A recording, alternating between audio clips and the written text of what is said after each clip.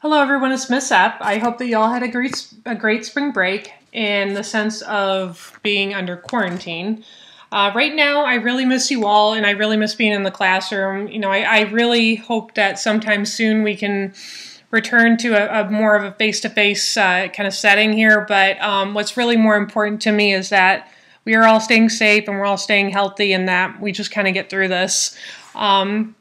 But like I said, I hope you had a great spring break. I hope that you are taking this time with ease and getting a lot of good entertainment. But anyway, in this video, I just thought I'd kind of run through what kind of like my little lesson planning thing for you was. So anyway, during this quarantine, I, amongst every teacher across the globe, has been restructuring class for remote learning. So a couple weeks ago, I gave you that survey, and your answers were extremely helpful to me because they helped me to understand what you have access to at home, kind of what you're kind of dealing with. And I came to the conclusion that I really want to make everything as manageable as I possibly can. So what I thought about was doing a long-term open-ended assignment that just kind of builds on what you've already learned in your art classes from being face-to-face, and just something that banks on what we're all kind of currently going through together. And what I ended up with was journaling, so more so visual journaling.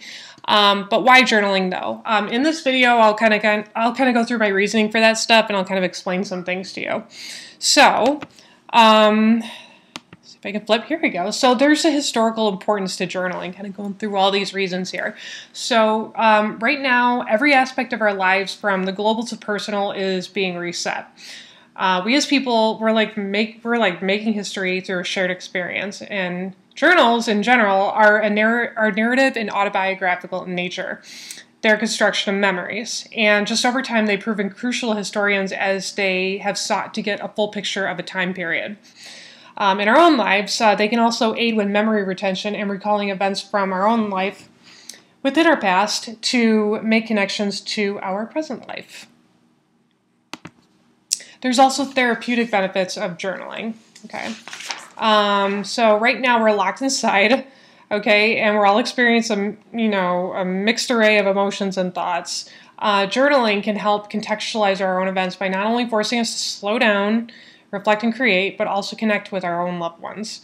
Journaling is great because you can confess your struggles without any fear of judgment, and it helps you to gain control of your emotions, increase your mental health, and is a way to manage anxiety, reduce stress, and cope with depression. Journaling has been proven to improve your mood by prioritizing your problems, your fears, and your concerns. They're also a way to reflect and process our thoughts and emotions. Journaling has also been said to lower blood pressure. So just overall, in general, journaling can help bring a sense of your life by bringing a conscious awareness of yourself and your environment. Anyway, you've all journaled at one point in your life or another, whether or not you recognize it. And journaling presents itself in a variety of ways. The more traditional forms are through the old-fashioned diary, a sketchbook, or a scrapbook, whereas the more contemporary forms have been through social media such as live journals, Facebook, and Snapchat. These are all the outlets where you go to express yourselves and process your own thoughts. In the artist world, however, there's something a little more specific called a visual journal, and that's what we're going to be exploring in class. Visual journals are the artist journal. So Leonardo da Vinci was an artist that made many visual journals throughout his lifetime, from the time that he was 26 to age 67. His journals are a mix of writing and artwork in which he explored whatever interested, whether it was drawing or painting or architecture or just studying human form. He took notes on these things, and that's how he kind of learned and kind of became a better artist himself. So visual journaling is great because the construction of it is very open-ended. You can go more contemporary, you can go more traditional, or you can really mix it up. So these are just some examples that I kind of pulled from the internet, but I'll kind of get more specific in a little bit. With the visual journaling experiment, here's what you can expect. You are going to write history in an artistic way by making your own visual journal. You will be given at least one journaling prompt each week, and these prompts will be designed to get you thinking about what you are experiencing right now and expressing them in an artistic way. With these prompts, you will have 2 assignments to complete. The first one will be to create some sort of 2D visual artwork that represents your thoughts as they relate to the prompt, and the second part will be to answer a few questions that give context to your work. if you don't have any old books or anything to kind of throw it on at home, it's okay to have your journal entries be on loose sheets of paper, kind of some paper scraps. Possibilities are endless. So for example, I just kind of wanted to show you some things, like here's some examples of pages that artists have done in their visual journals with more sophisticated materials. The image on the left right here, this is an example that an artist did with watercolors. Maybe they used a little bit of ink pen, and maybe they did a little bit of these appliques right here. I think this is really nice, but this is watercolor. The image right up here, this is done with strictly acrylic paints. And then the bottom one down here, this is all ink pens. So these are all very sophisticated materials, or kind of more fine arts type materials. And you can see they all kind of did them in sketchbooks. Next page, we have the basic art supplies. So the left, this is all crayons and pencils. Maybe there is a little bit of a magazine cutout here, but pretty much everything here is very basic. You have the hands here, they're drawn in pencil. You have all these little brick shapes here. These are done in pencil and crayons. Then the image on the right, this is all pens and Sharpies, okay? And I did this really nice little intricate design. This page, both of these pages right here, very basic art supplies, and still very successful artistic outcomes. All right, then repurposed books or illustrations on scrap paper. So the image on the left, this is a book that maybe someone wasn't reading or using at home anymore, and they decided to repurpose it and turn it into an artwork. You see right here, they put their design right onto the pages of the book. There is no gluing here, there's nothing, it is right on the pages. That is something you can certainly do if you have a book that you are willing to use. Versus the image on the right, you can see in the background there are all these scraps of newspapers that have kind of been, you know, connected. And then they have like this little illustration of a bird going right over it. I think this is really interesting. This is something you can also certainly do. Just kind of giving you some ideas. There's also some found objects that you can use. All three of these examples have magazine clippings, like, you know, got this image on the left here.